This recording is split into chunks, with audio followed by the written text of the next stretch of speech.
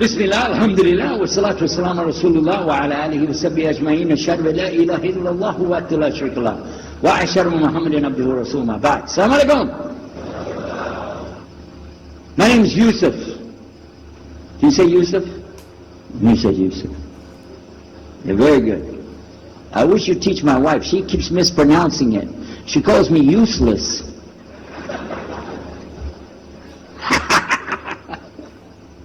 Alhamdulillah. Now, how many of you were in the program today? I was teaching us, trying to teach about how to call the people to Islam called Da'wah. I just used an example what I was telling you about. Remember I was telling you when you introduce yourself to somebody, you got to get friendly with them. So I just used an example right there. Because this will disarm the people. This disarm them and make them relax a little bit. Because they're coming to you with things like, how come you Muslims has to kill all the people? What kind of question is that? How come you have to beat your wives? Why does your book tell you that you're the only ones going to go to paradise? So these kind of questions, when they come to you, what are you going to do? So the first thing, as we said in the program, and I hope, by the way, if you didn't join us today, join us tomorrow. But when we're doing it, you look through the schedule. I'm not going to get into that, but just look through the schedule and join us for this whenever we're talking about the da'wah. Because part of giving da'wah is you. And if the people aren't buying it, they're not going to listen to what you got to say. So you got to soften them up a little bit. Got me? Okay, where are we? The subject tonight is the subject of priests and preachers entering Islam. And often people ask me, we heard about you used to be a priest or something and you came into Islam, so, tell us about it. We want to know, how does that happen? And it's not just Muslims who want to know. Non-Muslims would like to know the story too, because they feel like, you mean you didn't understand? I mean, you were a priest, you didn't understand about Jesus? Come on, man! So, it's a topic that I talk about a lot. The first thing I have to do is clarify a couple of points. I was not a priest. In the English, we use the word priest to mean somebody who is in the Catholic Church. If you're not from the Catholics, if you're from the Protestants, then you don't use that term. We usually use the term, for instance, pastor, minister, preacher, reverend, and these are some of the titles. We came up with an awful lot of them, because that's the way humans are, right? Give ourselves titles. So, I was a preacher and a minister of music. But it doesn't really matter, but just if you're talking to a Christian and you say a priest, he's going to say, oh my God, how is that? And when they find out, oh, you weren't a Catholic, well, it's a lie, then you weren't a priest. So I want to clarify that. As a matter of fact, I will tell you, in my own estimation, I'm probably the least of the factions within this equation. Because there were so many other people that came into Islam at the same time I did. That's why it takes a little bit of time to tell the story. But they asked me to tell it tonight, so we're going to do that. But I want you to listen carefully to realize what goes through the mind of a person that's not Muslim. Okay? And I usually start out by telling people that my father and I were both ministers, and both of us were also businessmen. In the reverse order, we were business first and preacher second. Got me? Because, well, as they say, business is business. And that's exactly how it worked. We operated mostly in Texas. We had a place in San Antonio, Houston, and also in the Dallas area. And we were very concerned about Christian conditions. So my father started something called Concerned Christian Centers. And basically, if you look at it from a material point of view, it was a place to sell stuff.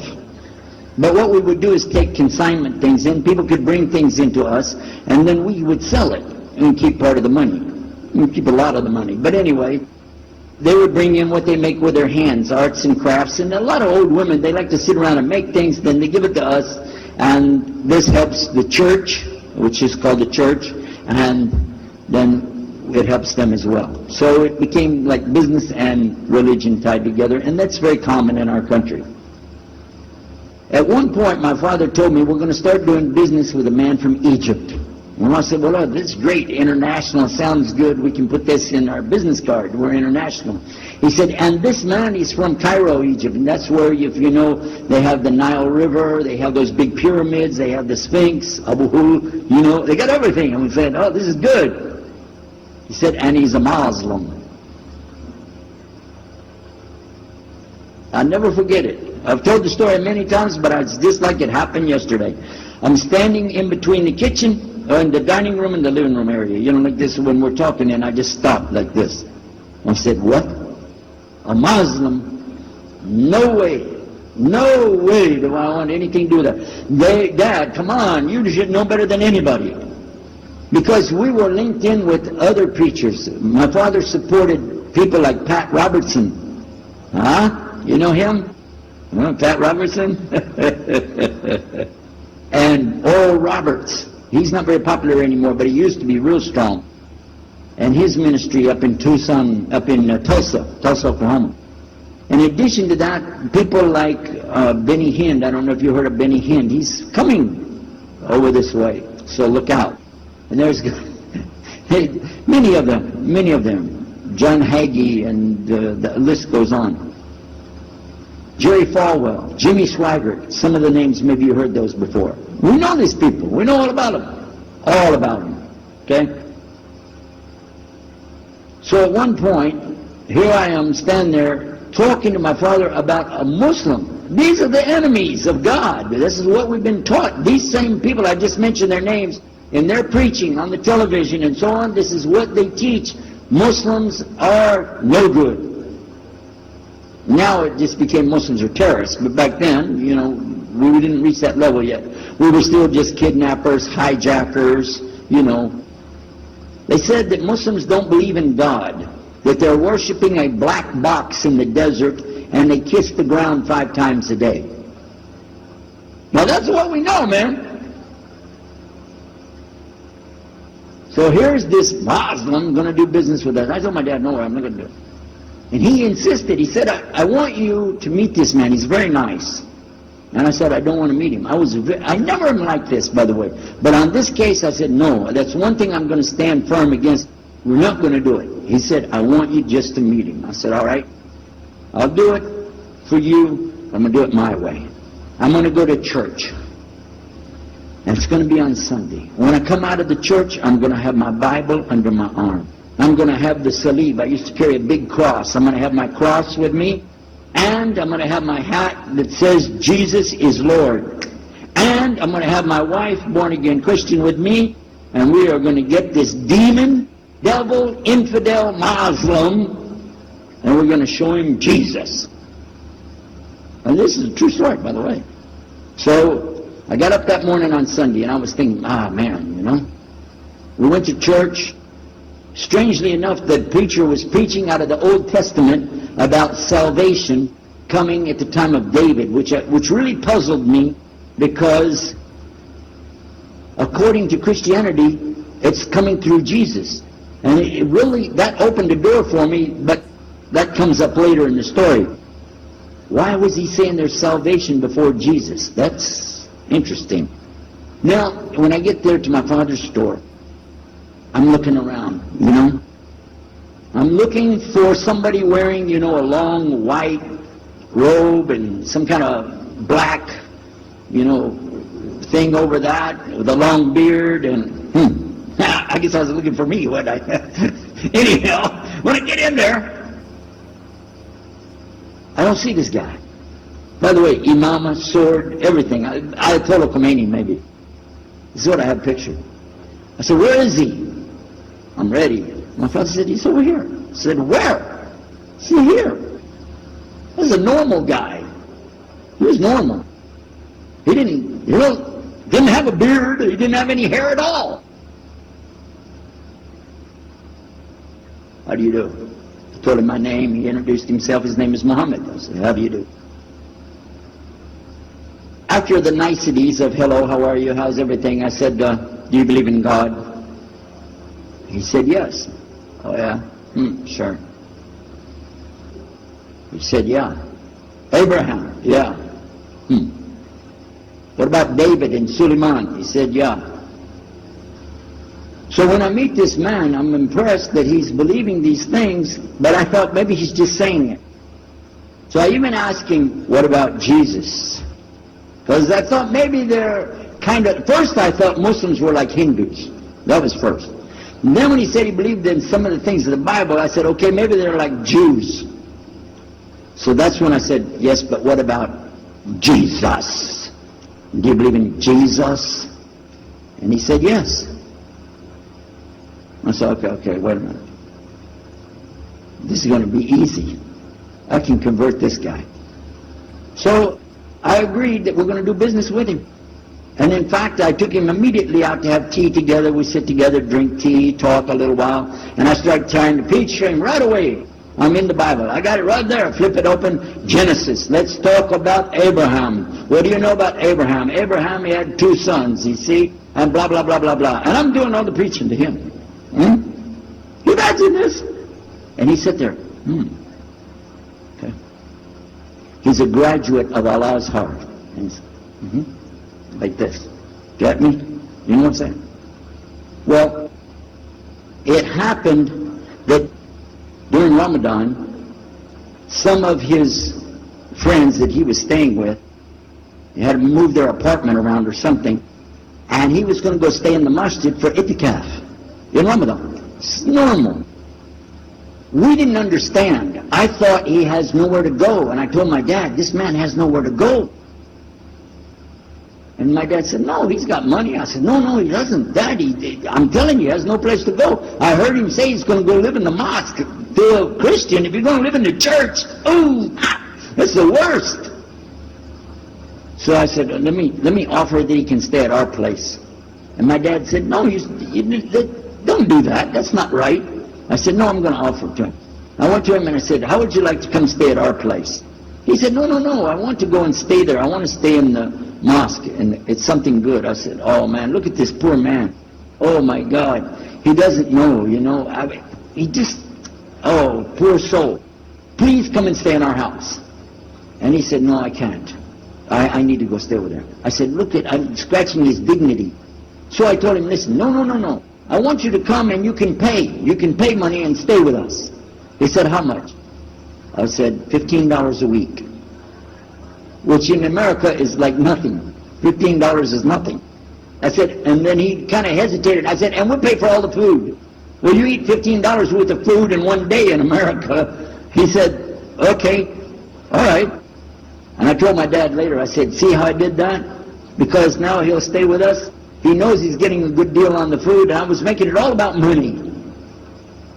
Well, I didn't know he wanted to come and stay with us. He wanted to learn about how are Americans and how is the Dawah going to be. What do we believe? Especially people who are preaching.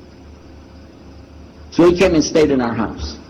And I said, well, now that's good. I'll travel with him and go with him in places, and he'll see and he'll learn about Christianity. As we were traveling and working together, we put up tables just like this and booths and things and set things out for people to come and look at them and sell things. And I caught him one time. When somebody wanted to take something from the front, he took it from the back and gave it to him. And I looked at him. And the next time somebody started to take something, he took from the back and gave it to him.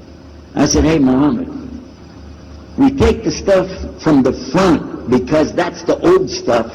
The new stuff in the back, just hold it back. You know what I'm saying? This is dated material. Get rid of the junk first. He said, no, I can't. In my religion, we can't sell something unless we give the people the best. I said, got me on that one. And I'm supposed to be telling him about a better deal. I said, okay, yeah, whatever. You're never going to make any money, though. But that's all right. Over a period of time, I came to learn a lot of things. Also about being humble.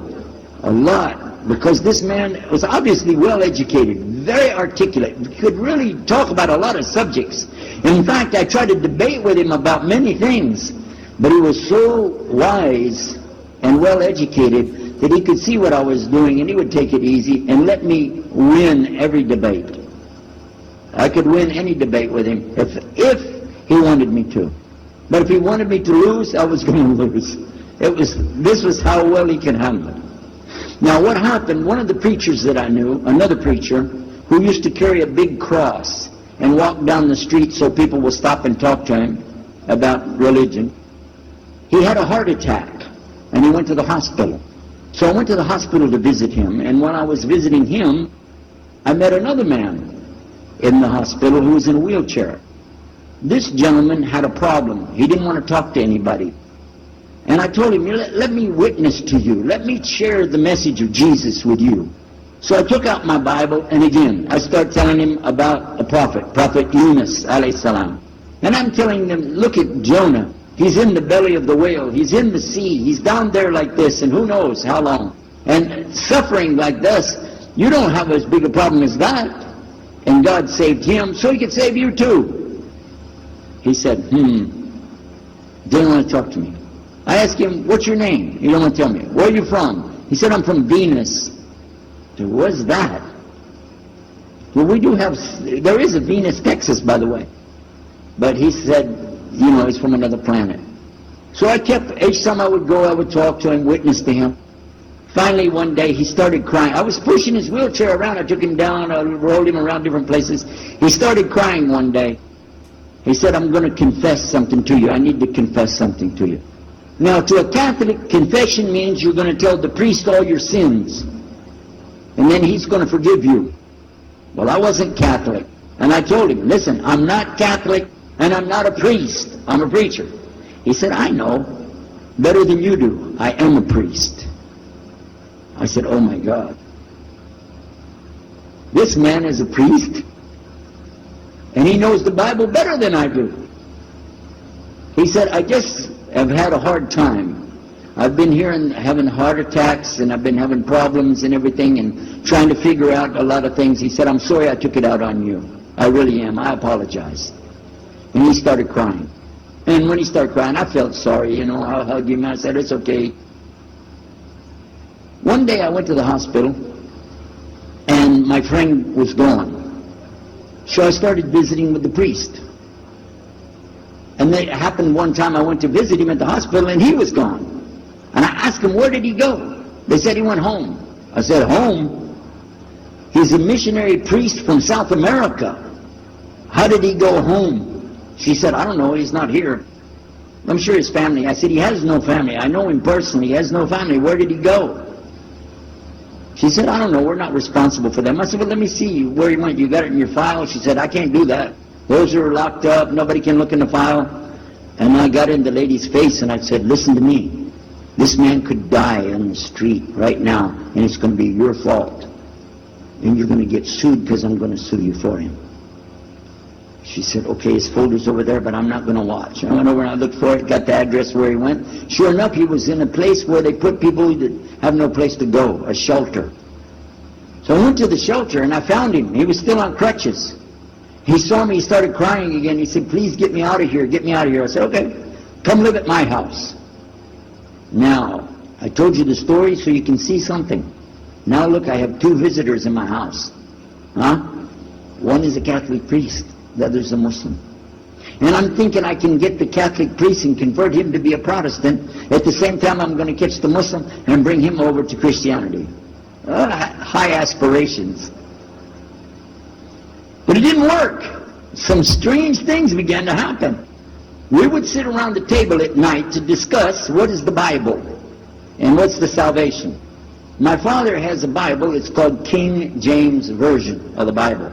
Most of you probably heard about it, especially any students of Ahmadiyyat or Zachary Naik, you've heard about King James Version of the Bible. But I work out of a different one that I've had since 1953. It's called the Revised Standard Version. And it says in it, King James Version has grave mistakes, grave errors, defects in it. That's what it says. So I began to preach out of mine, which doesn't match. And my father said, no, it's this way. I said, no, it's this way. Now my wife comes up with her Bible from Jimmy Swaggart. It's called The Good News for Modern Man. Right? Totally different. It's written in modern vernacular. You can just, say anything you want to with it. You don't even recognize the Bible anymore. The Catholic priest, he's got another Bible. An older Bible with 73 books. We're working out of 66 books.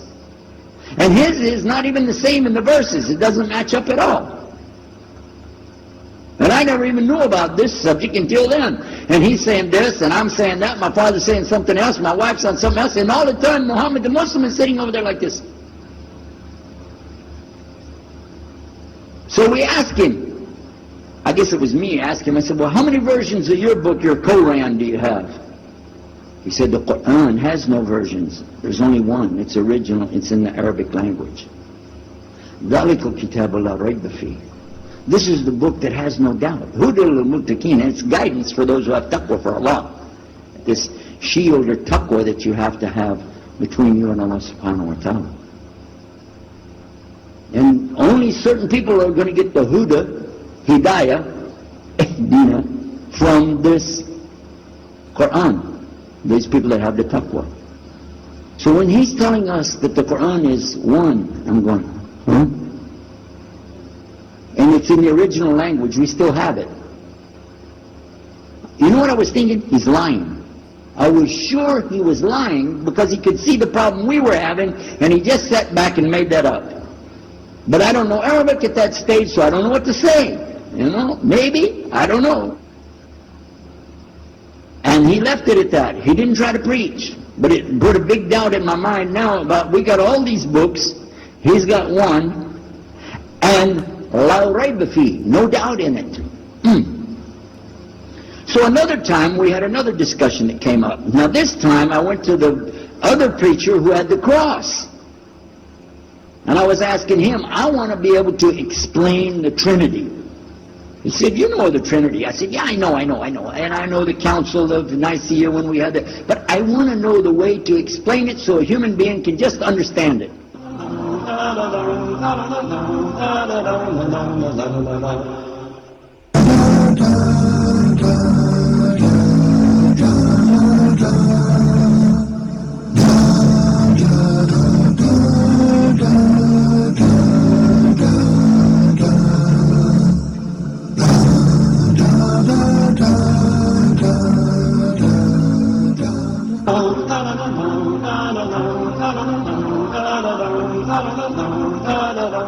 Said, okay, it's like an apple. Just take an apple.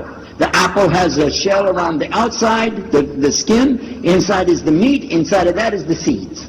Okay? 3 things, 1 apple. That's the way. I start going back. I'm going to tell this Muslim about the Trinity. But on the way, I remember his arguing with me, his way of debating with me. I said, no, he's going to tear me apart. As soon as I say seeds, he's going to say there's more than one. So it could be 7 or 8 or 9 or 10 gods all rolled into one. No. It's got to be special. It doesn't work like that. Let me go back and try again. So I went back to him. I said, what if he says there's more than one seed in there? He said, okay. I said, and besides, it could have a worm running through it. Then that would make it go up another notch. What can I do about that? He said, okay, forget the apple. I said, okay. It's like the babe, the egg. Use the egg. The egg has a shell. Inside of the egg is the white. Inside of the white is the yellow. 3, 1 egg. That's it. That's good to go. Now I start going home again, and it hit me. Wait a minute. The egg could have a double yolk. God becomes 4, just like that. Plus, it could be rotten. I'm not going to ask him again. So at the market one day, I saw a man, and I was talking to him because I was listening to some things that Muhammad had told us about the belief in Islam. Allah is one. And so I was telling this guy, I got some doubts about the Trinity. He said, you a preacher, you have doubts? I said, yeah, it doesn't make any sense. It doesn't make any sense. How could 3 be 1? He said, okay, look. You see me? I'm one man. I said, yeah. See my wife? Yeah. It's one person. Yeah. See my son? Yeah. 3. 1. One family. It's the family of God. Use that. I said, there you go. The family of God. You don't get very far on that one, and you realize right away they could have another kid just like that. But worse, they could get a divorce. You want a God that can get a divorce? Huh? In Texas, if you get a divorce, your wife gets the cars, house, your retirement check, your 501, your KEO plan. She's going to get your computer and even your email. You got nothing left. And I don't want a God that can have a worm in it. I don't want a God that can be rotten, and I don't want a God that can get a divorce. I want to explain this Trinity the right way. Sure enough, the subject came up, Trinity. There we are. Now here's the priest trying to talk about the Trinity is like an apple. I'm going, go there. And then the egg, don't worry about it. The family of God, forget about it. I know what's going to happen. So we asked Muhammad, we say, okay, what do you say about God? What do you think he said?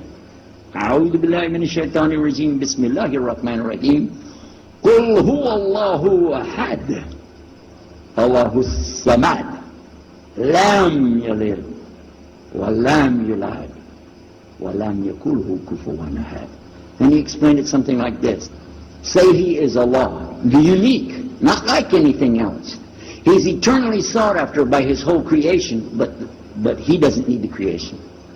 He's not the father of anything, he's not the son of anything, he's not like anything, and he is unique. Ahad. Boy, that's exactly what I already think, but I can't admit that. That sounds too easy. But plus in the Quran, Allah subhanahu wa ta'ala tells us to tell the Christians, don't say 3. Here's a little point. I'm going to go out of the story for a minute to show you something. Nowhere in the Old Testament, the Torah, or the Zabur, the Psalms, or the Injil, which is the New Testament, nowhere in the Bible do you find the word Trinity. Not once. Not once is the word Trinity. But it's in the Quran. We have it in the Quran. It says, Thalath, tell them not to say Trinity. But they don't have it, and Allah said, don't say it. Guess what else? The word Bible is not in the Bible. Bible is from Greek, it means biblios or book. Book. But it's in the Quran many times. Is it? Kitab. Book. Ahl Kitab. People of the book. So we found in the Bible a shortage. They're talking about it, but the Quran is explaining it. I found actually in the Quran I can explain the Bible much better because it gives me the things I didn't know how to explain. So then in my mind, look what I did. I started realizing what he was saying was true, but I never admitted it. Instead I was taking this and mixing it, and when I would go give my next talk I would say so and so and so, and I would use what I learned from the Quran to explain what's in the Bible. Some of the people liked it, but some of them didn't. Because when I began to talk about salvation being based on what? And the Bible tells you in there's no Savior except God. It says it real clear. Jesus is not your Savior, God is. When I found that, I said, okay, let me try another way to explain that. Each thing as I would learn it, I'm trying to change how I'm presenting the thing. It still doesn't dawn on me, I need to do something. But I could see for sure God is only one, and that, so I totally forget the Trinity thing. My dad never did believe it anyway, so he had no problem with it. Now we come to some new thing. The priest asks the Muslim, can I go to your church with you? The mosque. He said, sure, come on. Well, he went, and they came back. So he took the priest aside, come here, come here. What do they do? What do they do in there? Tell us, what do they do? Do they like kill some animals, or what do they do in there? He said, no, they just stand there like this, and they pray, and they leave.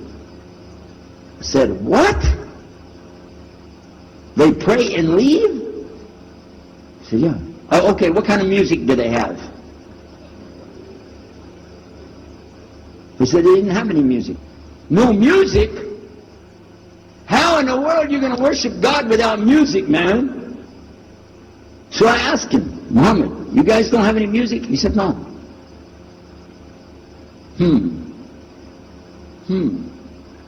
Now, I'm in the piano and organ business. I said, how many mosques are there in the world? He said, millions and millions and millions of them. And I said, none of them have a piano. He said, no. Any of them have an organ? He said, no. Oh, man, I can get rich. Just introduce some music to these guys, put it in there, you know, bound to be. I said, do the Arabs have any music? He said, oh, Arabs have music. I said, boy, I got it figured out, boy. I can see my next $1 million coming right straight up at me, you know. So then the priest asked again another time, he wanted to go back to the masjid again. He went, this is middle of July, 1991. He went to the masjid with him again. And by the way, this masjid, Sheikh Muhammad Jabali knows it very well, is on Medina Drive in Arlington, Texas. And that's where they were going to, because we were living in Midlothian, just south of Oak Cliff and south of Dallas. So they didn't come back. All night we're waiting. What happened? Very late they came back. And when he came in, I looked. There's Muhammad. I recognized him. Who's the guy with him, though? He's wearing a white jalabiyah, white dress like this. And has a white pillbox cap on his head. And I looked at him and I said, Pete. His name was Father Peter Jacobs, but we're not, you know, Catholic, so I don't have to call him Father. I said, Pete, did you become a Muslim? He said, Ashhadu an la ilaha illallah, Ashhadu Muhammad Rasulullah. I said, oh my God. Now I used to have cameras like these cameras right here, because we had a television show called Istess Music Jamboree. So I got one of our cameras out, opened it up, set it all up on the tripod, and I was going to interview him and ask him, well, you know, well, you went to Islam, what happened? While I was talking to him, though, he fell asleep. So it was still in my mind, and I was thinking, what am I going to do? This is too amazing. Now here I'm preaching to the people, and I'm trying to change what I'm saying, and here's a priest, just became a Muslim. My father's saying it's a good deal, it sounds all right to him, and I don't know what to do. So I decided, I'll talk, making sure, I talked to my wife. We have an apartment upstairs, we were in our apartment up there, and I'm telling her, oh, you know, a priest became a Muslim today, what is that? And can you imagine what they were saying about the Quran, and saying about this, and so and so? All of a sudden she said, I want to get a divorce. Oh, whoa. It's not the subject, but what happened? She said, no, all this talking about religion and talking about Islam, and so I can see it. I said, oh, no.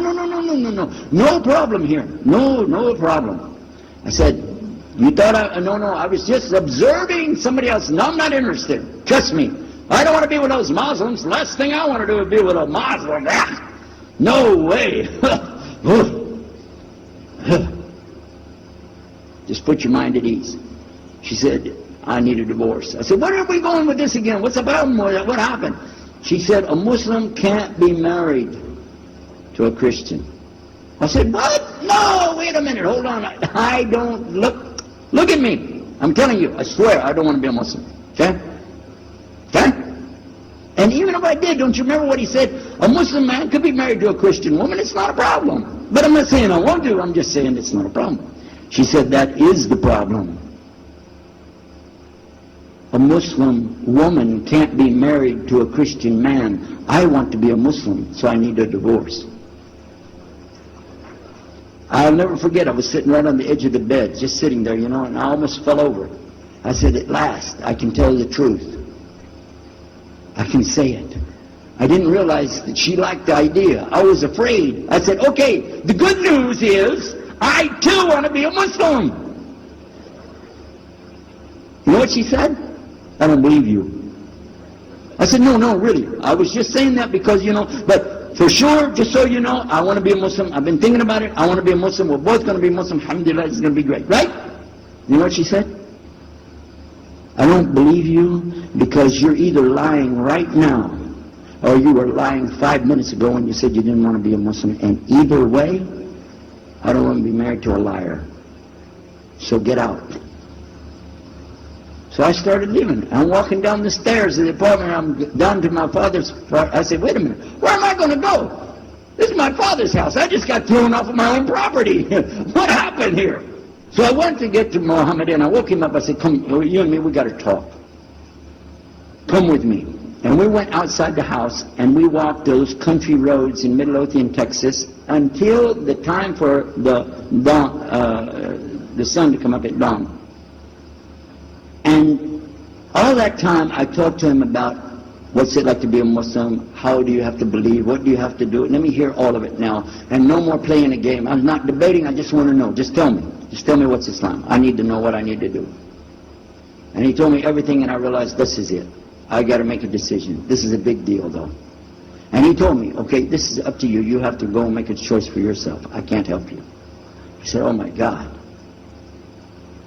So when he was praying Fajr, I decided, I've been watching this man praying this direction with his head on the ground. It's so beautiful to see a man humble himself, put his head on the ground to the Rabbil Alameen. I said, oh my God, let me try that. So I sneaked off somewhere where nobody could see me.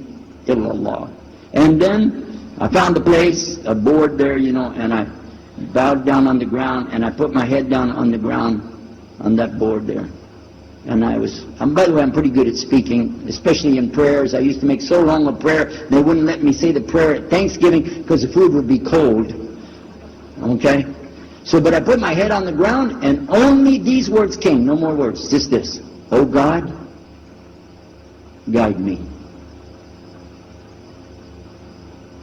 That's it. And I was thinking, well, I got to say more than that. Nothing. Oh God, if you're there, guide me. That's it.